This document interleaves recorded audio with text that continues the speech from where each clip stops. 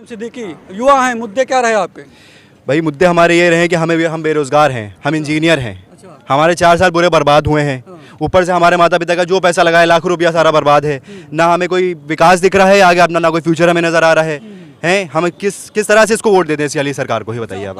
आपको लगता है कि इस सरकार में रोजगार के मसले पे कोई काम नहीं हुआ?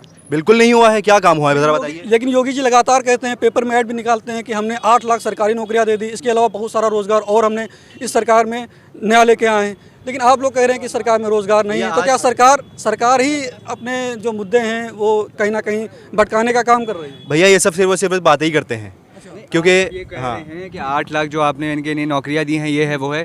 अगर इस तरह की बात है तो आज की जो यूथ है वो इस सरकार से सेटिस्फाइड क्यों नहीं है? आप मुझे इसका जवाब दिए। क्यों? अगर से इस तरह की उन्हें नौकरियां बांटी होती तो आज जनता रो रही होती है, आज हम लोग जैसे यूथ होते यहाँ रोड पे नौकरियों के लिए हम लोग वही मारे फिर रहे होते। इस बात के बताइए मुझे जवाब। आप क्या करते हैं? ये मैं इंजीनियरिंग का कोर्स में किया, नाम मेरा आसिफ सिद्दीकी है। सिद्दीकी जी आपने भी? इनका पिता हूँ ये मेरा पापा है। मैं। आप पिता? हाँ, ये मैं पिता हूँ इन दोनों का। ये दोनों लड़के? ये मेरे दोनों बेटे हैं। अब हमने अपना खून पसीना से जो भी करके इनको जो हमसे हो सका करा, इनको इंजीनियर बनाया, मगर उसके बावजूद भी इन बच्चों को नहीं 4 साल हो गए।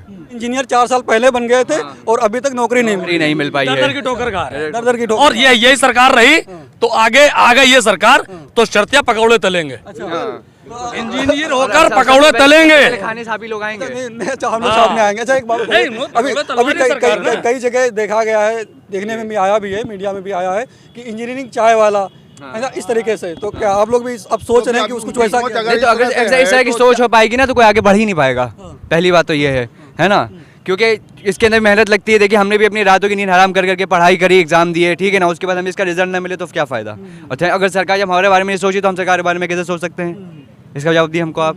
रोजगार के मसले पे कहीं ना कहीं सरकार फेल है, आपको ये लगता है? जी, यहाँ पे कोई डेवलपमेंट है ही नहीं, हम लोग बारे में सोचा नहीं जा रहा। और अब अगर से आप गूगल पे भी रेशियो निकाल लिए, सबसे ज़्यादा लिटरेसी लेवल सिर्फ इंडिया के अंदर है। बाकी आप दूसरी कंट्रीज देख सकते हैं, जैसे अमेरिका हो गई, बाकी जितने भी जो स्टेट्स हो गए हैं, अब वहाँ पे लिटरेसी लेवल देखिए यहाँ से कितना ज़्यादा है। लिटरेसी रेट तो केरल का भी ज़्यादा है। और जो योगी जी कहते हैं कि अगर हम सरकार में नहीं आए तो यूपी केरल बन जाएगा। विश्व गुरु कैसे कहलाते हैं? ये विश्व गुरु कैसे कहलाते हैं?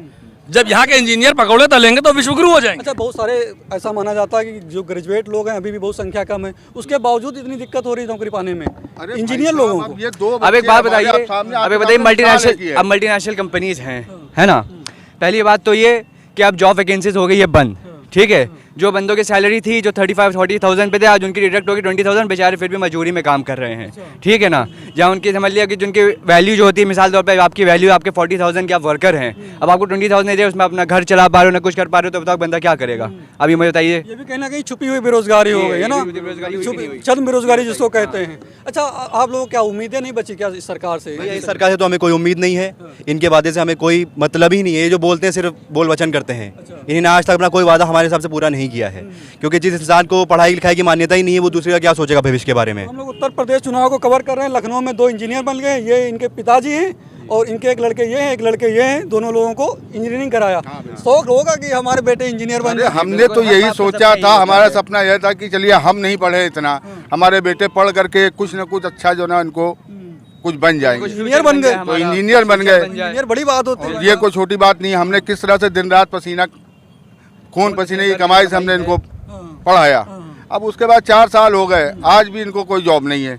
अब बताइए, आज भी हमारे खर्चा जो ना है उससे चल रहे हैं। आप ही खर्चे अभी भी चल, मेरे खर्चे पे अभी भी चल रहे हैं। अब ये बताइए, 4 साल पहले इनको नौकरी लग जानी चाहिए थी और अब तक आपको कहीं ना कहीं आराम करना चाहिए था। अभी आप हमको आराम नहीं कर रहे, हमको काम करना पड़ रहा है। पढ़े लिखे बेरोजगार घूम रहे हैं और जाहिल नेता बने, शिक्षा मंत्री बने। ये देश है हिंदुस्तान।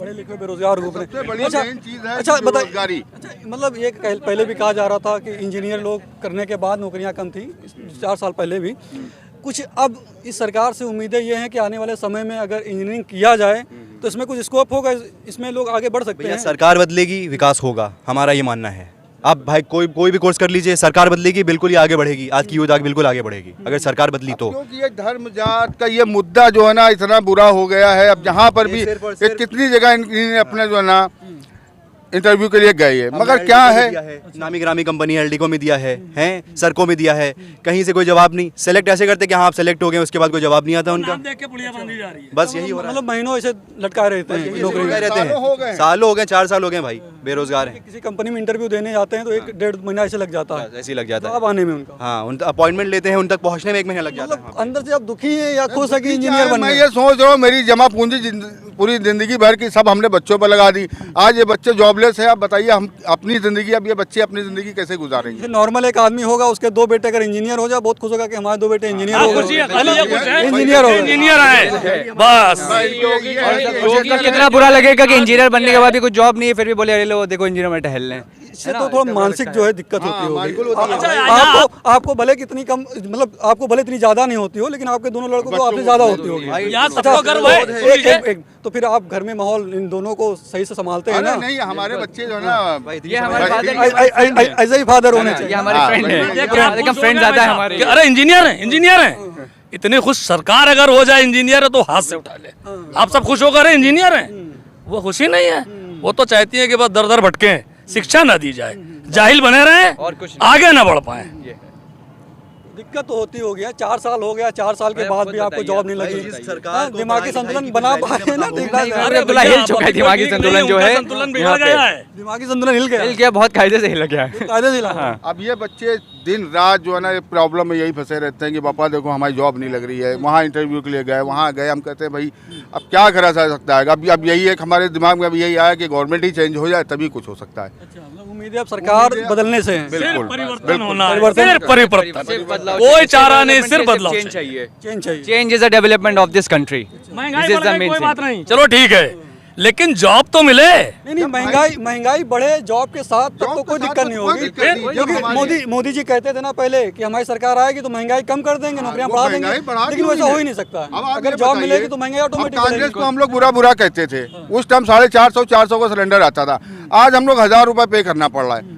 अब मतलब किस हिसाब से आदमी किस तरह, अब जब इनकम कुछ नहीं है, चलो इनकम हो 1000 रुपए का सिलेंडर हो जाए, मगर इनकम भी तो होनी चाहिए उसके साथ में। बना रहना चाहिए। अच्छा, तो अभी क्या अब क्या प्लान कर रहे हैं? अभी जॉब लग नहीं रही तो सरकार के ऊपर डिपेंड है कि सरकार बदल जाए तब कुछ देखा जाए, या फिर बीच में भी कुछ सोच रहे हैं? बीच में सोचा है, कोशिश जारी है, कोशिश जारी है। बस ये है कि अब उम्मीद ये सरकार बदले तो हम चाहते कुछ बेहतर हो। ऐसा कुछ नहीं तो स्टार्टअप वगैरह के बारे में सोच रहे हो आप लोग? नहीं, अगर सरकार नहीं बदली, ये आ गई तो कहीं ठेला ला चाय का देखेंगे। पकौड़े वकौड़े बनाए जाएंगे फिर। चाय भाई वो प्रधानमंत्री बन सकते हैं, तो हम लोग इंजीनियर होकर के क्या हम लोग जगह नहीं देख सकते? कहीं ठेला लगा, पुलिस परेशान ना करे बस। तो हम लोग अभी लखनऊ में हैं। लखनऊ में एक फादर हैं, इनके 2 लड़के हैं, दोनों लोग इंजीनियर हैं। वो बता रहे हैं 4 साल से भटक रहे हैं, नौकरी नहीं मिल पा रही है। लेकिन सबसे अच्छी बात यह है कि पिताजी जो इनके हैं वो दोनों अपने बच्चों को सही से संभाले हुए हैं, कोई भी मानसिक दिक्कत नहीं होने दे रहे हैं। तो ऐसा ही होना चाहिए। पिताजी काफ़ी अच्छे आदमी लग रहे हैं हमको कि 4 साल होने के बावजूद भी अभी भी अपने लड़कों को मतलब कुछ कहते नहीं है। डिप्रेशन एंजाइटी का मरीज हो जाता है इसके अंदर, ऐसे हो जाता है। लिए जी।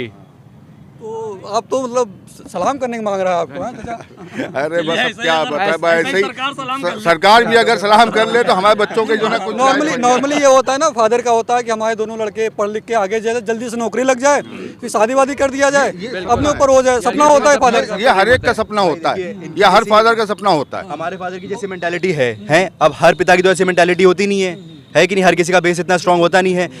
अब कोई डिप्रेस हो जाता है, स्ट्रेस की वजह से आत्महत्या कर लेता है, जिस तरह की चीज़ें हो जाती हैं, तो ये सब गलत है ना आगे के लिए, हमारे लिए नहीं, दूसरी यूथ के लिए तो गलत है ये। मतलब अभी आप कहीं ना कहीं थोड़ा बहुत मजबूत हैं, हमारे बच्चे आपके फादर हैं, मजबूत इसलिए है। हम रात में आँख खुलती है, हंसते हैं, अरे मेरे बेटे इंजीनियर हैं। सवेरे सपना टूट जाता है क्योंकि जॉब ही नहीं मिल रही है। क्या करें? बहुत बड़ा मसला है ये बेरोजगारी का। खुशहाली का मसला बड़ा है। मेन मुद्दा बेरोजगारी है। अच्छा, तो बदलाव चाह रहे हैं आप? बस